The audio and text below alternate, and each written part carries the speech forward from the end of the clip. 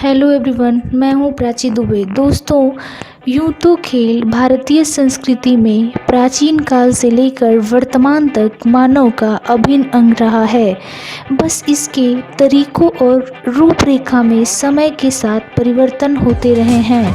जैसा आदिम युग में लोग आखेट या शिकार करने को खेल समझते थे, पर मानव में बुद्धि के विकास क्रम के साथ उनमें संवेदनाओं का भी विकास हुआ, जिस वजह से शिकार को छोड़कर लोग चौसर और पासे जैसे खेल अपनाने लगे।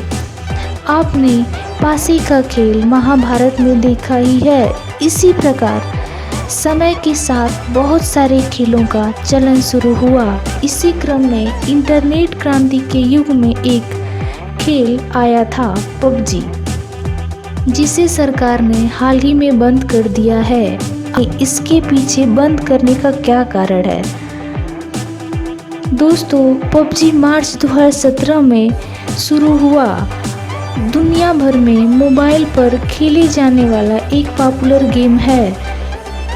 ये गेम एक जापानी थ्रिलर फिल्म बैटल रॉयल से प्रभावित होकर बनाया गया, जिसमें सरकार छात्रों के एक ग्रुप को जबरन मौत से लड़ने भेज देता है। पबजी का पूरा नाम है प्लेयर अननोन बैटल ग्राउंड, जिसका हिंदी में मतलब होता है अजनबी खिलाड़ी की रणभूमि।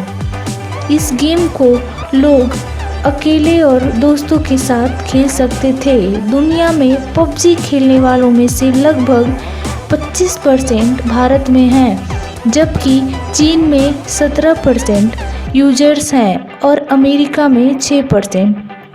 भारत में इस गेम की दीवानगी इस कदर थी कि लोग इसके चक्कर में मानसिक रूप से ग्रसित हो गए। अब जब सरकार ने इसको बंद कर दिया है तो इसके यूजर सरकार से काफ़ी नाराज़ हैं, जबकि उनके माता पिता सरकार के इस निर्णय से काफ़ी खुश हैं। आपको याद होगा कि 2019 में पीएम मोदी जी से एक समारोह में एक महिला ने अपने बच्चे को पबजी खेलने पर चिंता व्यक्त की थी। तब सरकार द्वारा कोई भी एक्शन नहीं लिया गया था। अब उसी सरकार द्वारा पबजी को बंद कर दिया गया है। मुख्यतः इसके बंद करने के पीछे बहुत से कारण हैं, लेकिन सबसे प्रमुख कारण है भारत को एक गेमिंग इंडस्ट्री बनाना है। दुनिया की बात करें तो गेमिंग का बाजार 16.9 अरब डॉलर्स का है, जिसमें चीन की हिस्सेदारी 4 अरब डॉलर से भी ज़्यादा थी। इसके बाद अमेरिका, जापान, ब्रिटेन और दक्षिण कोरिया का नंबर आता है। भारत में भी गेमिंग इंडस्ट्री का विस्तार तेज़ी से हो रहा है। इससे रेवेन्यू बहुत कम आती है।